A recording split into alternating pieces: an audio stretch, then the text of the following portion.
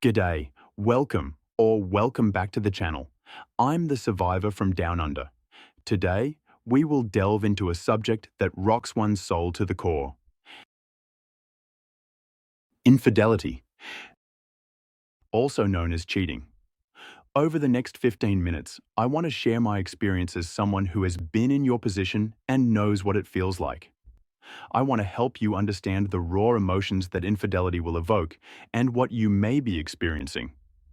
It's a subject shrouded in pain, shame, and often silence. Remember, your feelings are valid. And yes, the hurt you are feeling is incredible. So let's take a deep breath and dive in, shall we? Imagine this.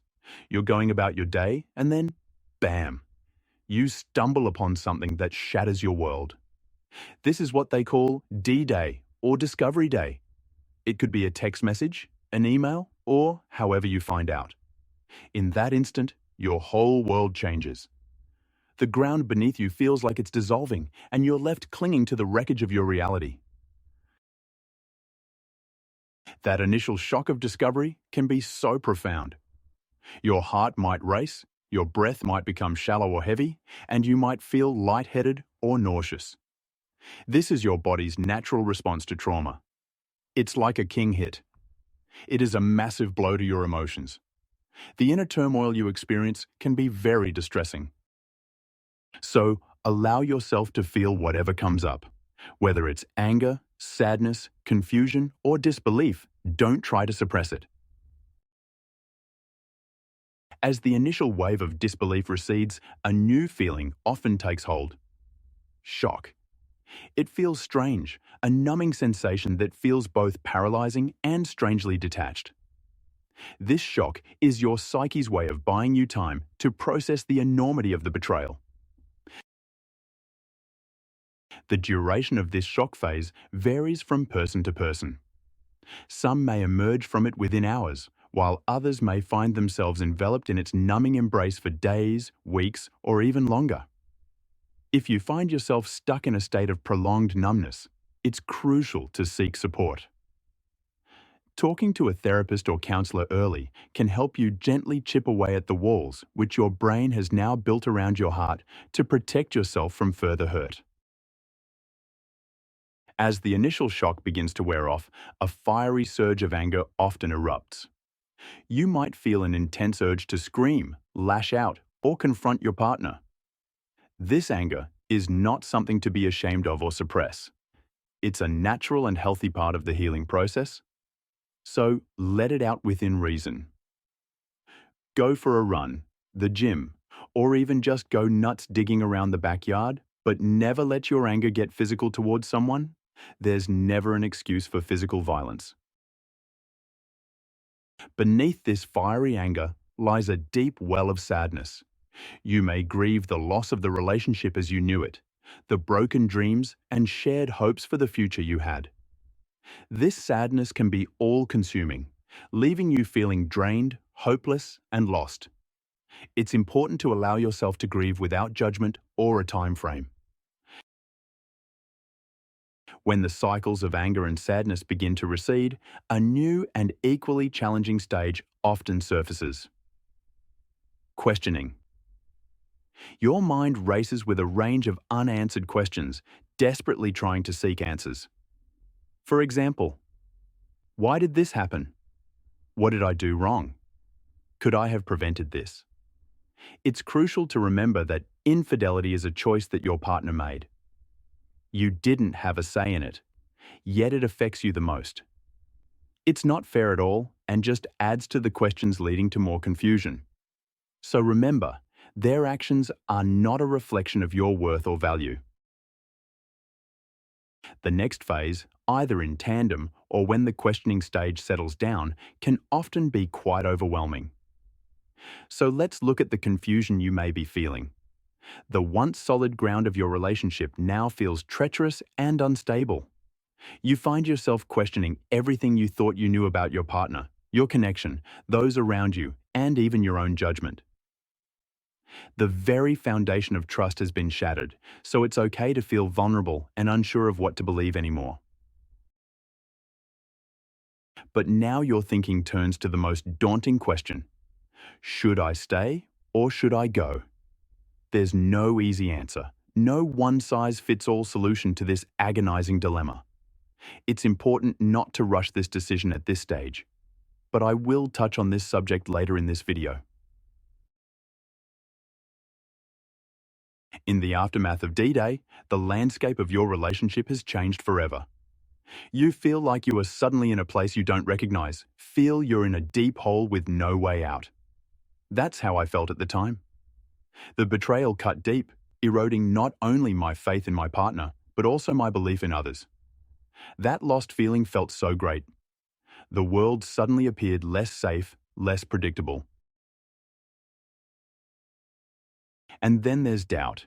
It becomes your constant companion, keeping you awake at night, whispering insidious thoughts in your ear, amplifying your insecurities, and casting a long shadow over every interaction you have with your partner.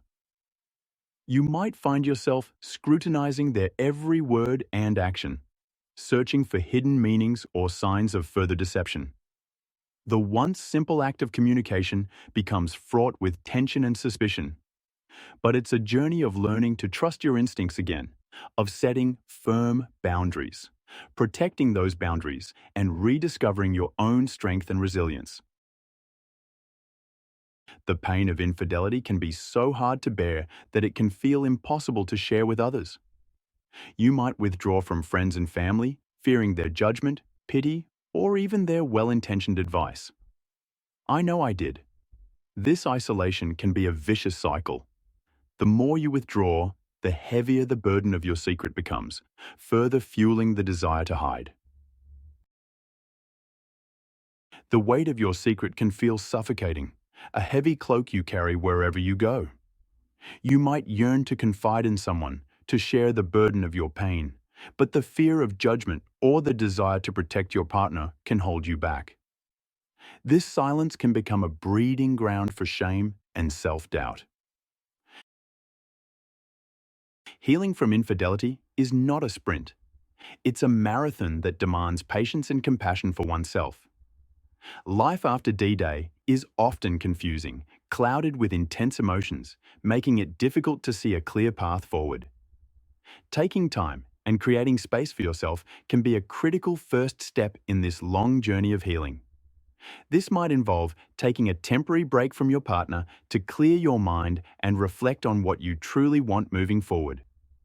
Creating space can take many forms, such as physical distance or setting boundaries around communication.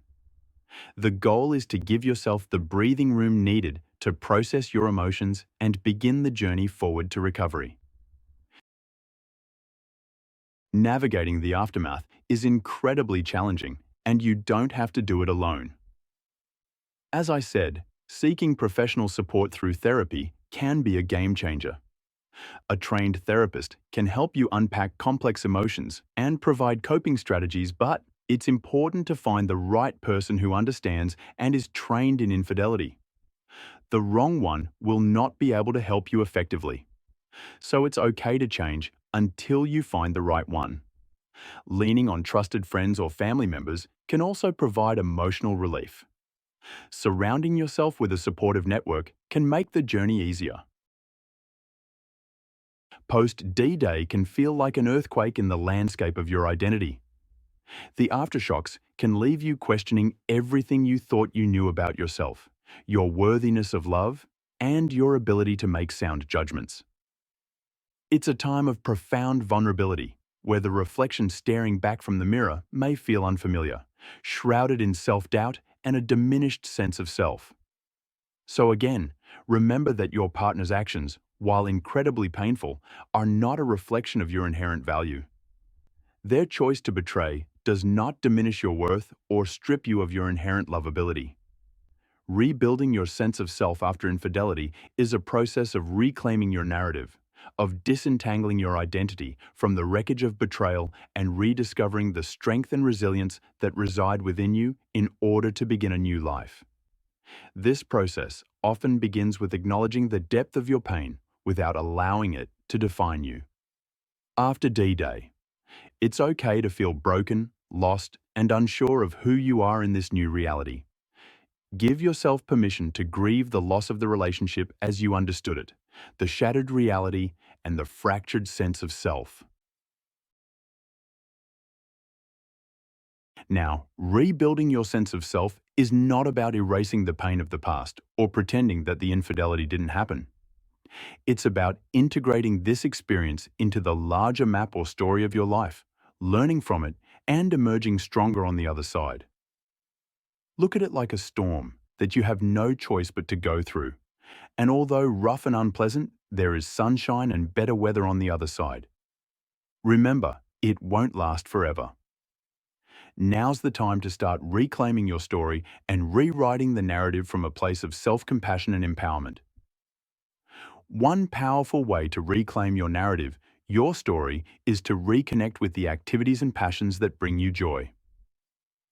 What did you love to do before the infidelity and D-Day? The hobbies or interests you may have put on hold?